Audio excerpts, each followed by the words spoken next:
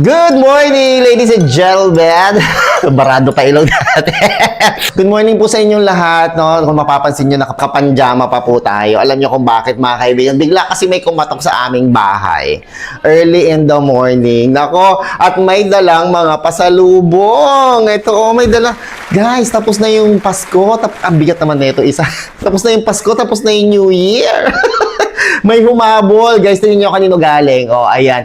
Galing po yan sa SMC Shipping and Lighterage. Sabi dito, to Aris Arellano, SMC, San Miguel Corporation, SL Shipping and Lighterage. Yan, maraming salamat kay Ma'am Sheila Bitangcor ng SMC SL, San Miguel Corporation, sa iyong padala sa akin. Maraming salamat, Ma'am Sheila, at maraming salamat po sa lahat ng mga taga San Miguel Corporation.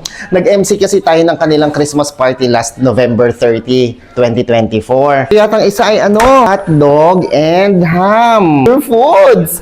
Premium pre-sliced. O, di ba? Asawa ko tuwan-tuwa. Mahal yan! Real ham, pre-sliced, Pure Foods pa yan. Siyempre, San Miguel Corporation. At saka, siyempre, ang hotdog. Ayan. So, tender, juicy. Pure Foods po yan. Dahil ang Pure Foods ay San Miguel Corporation. Ate Net, may ulam na tayo. May ham tayo, yung original na ham. At saka, meron tayong hotdog galing ng Pure Foods. Bigay sa atin ng San Miguel Corporation Shipping and Lighterage. Mag-hi ka naman, Ate Net, sa mga followers natin dyan. Ayan. Ay, teka, wag mo yan. Open ko pa. Pakilagay mo na yan sa ref at mamaya ulamin natin yan, Ate Net, ha? Hintay ka lang. Open natin to, anak ko, ha? Ito naman, naka-stapler pa. Talaga balot na balot. May note pa. Ano nakalagay sa note? Ay kukunin sa freezer. Siguro yun nga yun, no? Yung, ang tawag doon? Hotdog at saka ham. So, wow! Wait, masugat ka, anak ko. Ano to? Wow! May pa-polo shirt! Thank you so much. May pa-polo shirt pa silang binigay sa atin. Active Life Polo. Naman, navy blue large. Uniform yata to. Maraming salamat. Wow! Ay, alam nila yung color na favorite natin. May ulam pa tayo. Ang dami naman. Wow, thank you so much. Meron pa tayong Pure Foods. Thank you so much. Pure Foods corned beef. May Pure Foods liver spread. Meron tayong Pure Foods corned beef. Naku, buti na lang, di pa tayo nag-grocery, ano? Tapos, Pure Foods corned beef ulit. Sabi ko kay Michelle, nung nag-grocery kami, na-try na ba natin Delimundo? Ba't di natin i-try Delimundo? Sabi sa akin ng asawa ko, di ba doon lang tayo kung saan tayo hiyang? Happy naman tayo sa Pure Foods. Happy naman tayo sa Pure Foods corned beef. Ba't pa tayo lilipat sa iba? O, diba? Tama-tama, wala na rin tayong milk. Naubos na yung aming fresh milk at nagpadala din sila ng fresh milk. Queso de bola. Have you seen queso de bola? Ay, queso de bola. Di ba may queso de bola? Yan. May magnolia na cheesy. Ito na, mamahalin mga premium. At saka liver spread. Ako, nagluto ko kahapon ng fritada. Dapat pala nilagyan ko ng ganyan. Meron tayong Pure Foods Luncheon Meat. Ayan. Ako, maraming salamat po kay Ma'am Sheila Bitangcor ng SMCSL ng San Miguel Corporation Shipping and Lighterage sa inyong mga bigay. And gusto ko rin pasalamatan si Ma'am Tess Cuevas, ang President po ng Likas Yaman, at ang CFO, Chief Finance Officer ng Likas Shipping. Likas Yaman. Yan. Maraming salamat po sa inyong lahat, sa inyong regalo sa amin ngayong Pasko.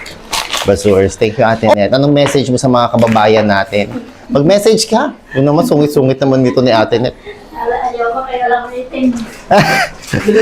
Wala daw ngipin. Tawagin natin si Doc Dean Arellano ng Arellano Dental Clinic. Okay, good day ladies and gentlemen. Welcome to another video na sasagot sa inyong mga Gilo ng katanungan. At ngayon, ang katanungan natin ay magmumula po sa YouTube subscriber natin na si Charles Sharks Pating. Yan. Sabi niya, hello po, ask ko lang yung G-Gives. Hindi ko magamit. First time ko lang po sana siyang gagamitin.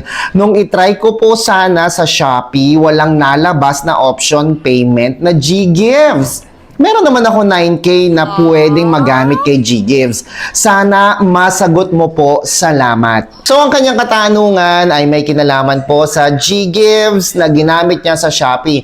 There was a time kasi in the past, ladies and gentlemen, na pwede mong ma-convert into cash or magamit ang iyong G-Gives sa pamamagitan ng Shopee, no? So mag-add to cart ka, tapos i-check out mo. Ang payment method mo will be GCash. I-click mo 'yan, tapos mag-enter ka diyan ng iyong mga credentials, yung password, yung MPIN, OTP. Katapos po noon, pipiliin mo yung G-Gives. Ika-cancel mo kagad yung na-place mong order. So, na-place mo order mo na, tapos i-cancel mo kagad, agad siyang lilipat sa Shopee wallet mo. No, yung pinambayad mo dun sa nagamit ang G-Gives, ika-cancel mo, lilipat siya sa Shopee wallet mo. After nun, pagpasok po niya sa Shopee wallet, ita-transfer niyo na po siya sa inyong GCash o sa inyong preferred bank account. Pero ngayon, hindi na po yan po pwede. No? Inalis na po ni Shopee ang G-Gives sa kanilang payment method kasi meron na po silang Shopee Pay Later. No? So, para nagiging kasi yun kompetisyon, di ba? So, nung wala pa silang Shopee Pay Later, ang pwede mo magamit yung G-Gives. Pero ngayon, na meron na silang Shopee Pay Later, inalis na nila yung G-Gives. At saka, syempre, nadedetect nila mataas ang cancellation rate kasi nga, kino-convert nila into cash. Kaya sa iyo pating, hindi mo magagamit ang G-Gives mo sa Shopee dahil wala na yan doon. Okay? So, kahit may G-Gives ka pa, hindi mo siya magagamit doon. Kahit sa TikTok Shop, hindi mo rin magagamit ang G-Gives sa TikTok Shop. Dati, meron pang G-Gives na pwedeng magamit pambayad sa TikTok Shop. Pero ngayon, inalis na rin po ni TikTok ang G-Gives as mode of payment dahil meron na rin po silang TikTok Pay Later. Okay? So, nagets nyo na po. Kaya inaalis po nila dahil meron ng TikTok Pay Later. At saka marami rin po ang gumagamit ng trading nila gamit ang TikTok Shop at Shopee. So, sa Lazada, wala, hindi mo rin siya magagamit. Kaya naman, ladies and gentlemen, kung nais ninyong ipatrade ang inyong mga G-Gives eligibility, ang inyong G-Gives credit limit, credit line, mangyari lamang po na i-click ang link found in the comment section sa ibaba upang nang sa gayon ay ma-message po ninyo ako at matulungan ko po kayo na i-trade o i-convert ang inyong G-Gives eligibility into cash. Pwede po natin yan ipadala sa pamamagitan ng GCash o ng inyong PayMaya account. So, ladies and gentlemen, kung may katanungan po kayo tungkol sa inyong G-Gives at kung gusto ninyong ipatrade ang inyong G-Gives into cash, kasi hindi naman siya pwedeng ma-withdraw as cash, talagang ang G-Gives ay pambili po ng commodity or product loan. Kailangan mo ng cash. Meron kang emergency, merong babayarang tuition, merong bayarin sa bahay, mga bills to pay, badly needed, urgently needed, at kailangan mo ng cash, i-check mo, baka pwede nating i-trade yan. Paano i-trade into cash? Pwede po nating itong 100,000 gawin nating GCash or gawin nating Maya, ita-transfer ko po mismo sa inyong direct account. Okay? Sa inyong Maya, sa inyong GCash, sa inyong bank account, pwede po sa CIMB ninyo, sa C-Bank ninyo, kung saan po kayo merong bank account or e-wallet, pwede po nating i-transfer. At hindi lang po G-Gives, pwede rin po nating i-transfer, i-convert into cash ang inyong mga G-Credit, no?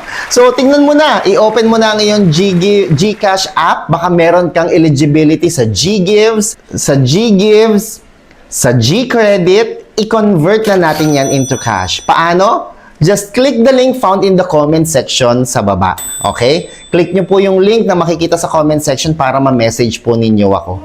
Ay naku mami, may mga nagme-message sa akin, nag-i-spy. Paano ko daw tinitrade? Tapos malalaman-laman ko, trader din pala sila. Nang-i-spy, paano tinitrade yung G-Gives? Naku, nakakaloka sila mami. Name drop na yan. Name drop na yan. Huwag na natin i-name drop, hayaan mo sila. So mga kaibigan, ang dami ng trader online, no? Pero nag-iisa bukod tangi po si DJ Chico. Kaya kung magpapatrade po kayo ng inyong pera, doon tayo sa mapagkakatiwalaan. May pangalang pinangangalagaan, the original and most trustworthy Walang iba kundi si DJ Chico. Just click the link found in the comment section sa baba. Meron po tayong Facebook page, DJ Chico. Nandyan sa aking story everyday yung mga nagpapatrade po sa atin. Small amount, any amount, to big amount, pwede po nating i-trade yan. Okay? So, enjoy the rest of the day. So, ano yun? Ay, ayan, pinapanood tayo ng anak ko. Tingnan mo. Ayan, oh, may nagpa-trade sa atin. Oh, di ba? Ayan, pinapanood tayo ng anak ko. May YouTube channel po ako, ha? Yan, DJ Chico Arellano. May nagpa-trade sa atin dyan. Nasa 18,000 po yung amount na yan na transfer na natin. So, ladies and gentlemen, once again, doon tayo magtitiwala sa most trusted, the original, trustworthy pagdating sa pera. Sino pa bang pwede natin pagkatiwalaan? Siyempre, lalayo ka pa ba? DJ Chico po. Enjoy the rest of the day and God bless po. Bye!